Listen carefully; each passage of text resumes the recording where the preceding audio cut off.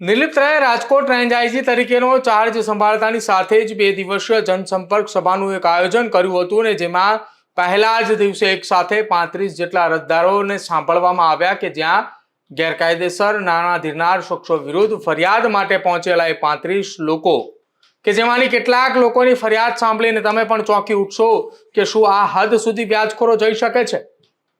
અને નિલીપ રાય પણ એ વ્યાજખોરોને સાંભળતાની એ વ્યાજખોરોની વિરુદ્ધમાં આવેલી અરજી સાંભળતાની સાથે જ હવે આવનારા સમયમાં કયા પ્રકારની કાર્યવાહી કરે છે અને શું હતી એ વ્યાજખોરો વિરુદ્ધની એ અરજદારોની વાત જુઓ આ અહેવાલમાં।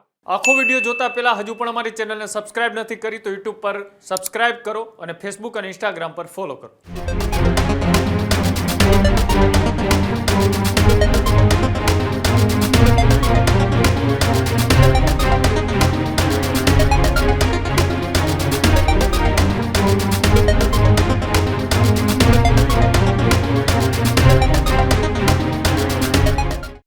રાજકોટ રેન્જ આઈજી તરીકે ચાર્જ સંભાળતાની સાથે જ નિલીપ રાય સતત એક્શનની અંદર જોવા મળી રહ્યા છે।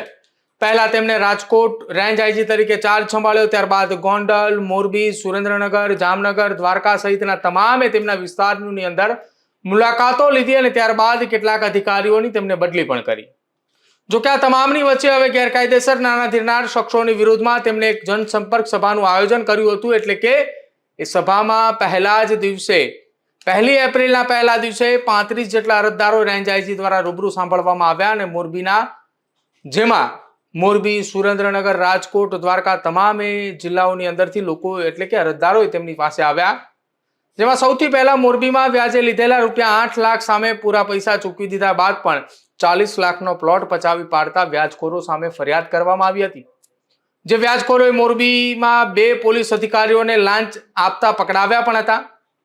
અન્ય કિસ્સામાં સુરેન્દ્રનગરમાં 1 લાખની સામે 4 લાખ ચૂકવી દીધા બાદ પણ 20 લાખની માંગણી અને જમીન પચાવી પાડી ધમકી આપતા હોવાની વાત પણ કરવામાં આવી છે।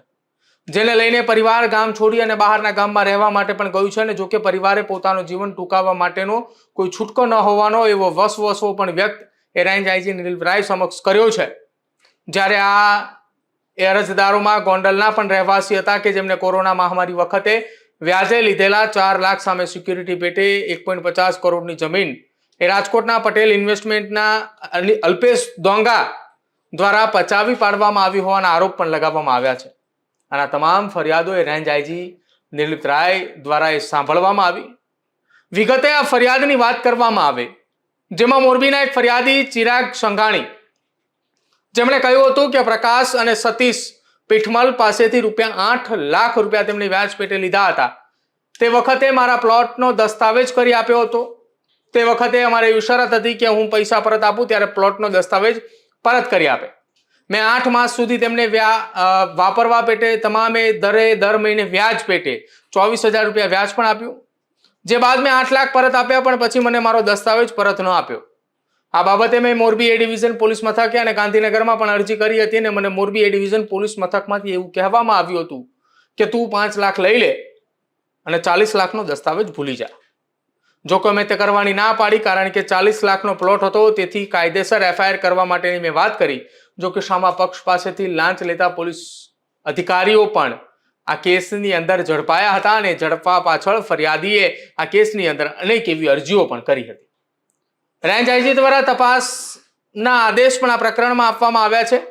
બીજી તરફ સુરેન્દ્રનગરના સાયલા તાલુકાના સાંગોલ ગામના ફરિયાદી રશીદ ગોયલે ફરિયાદ કરતા કહ્યું હતું કે ટ્રેક્ટરના હપ્તા ભરવા માટે મેં પૈસા એટલે કે ₹1 લાખ વ્યાજે લીધા હતા જેની સામે 4 લાખ ચૂકવી દીધા બાદ પણ ₹20 લાખ માંગે છે।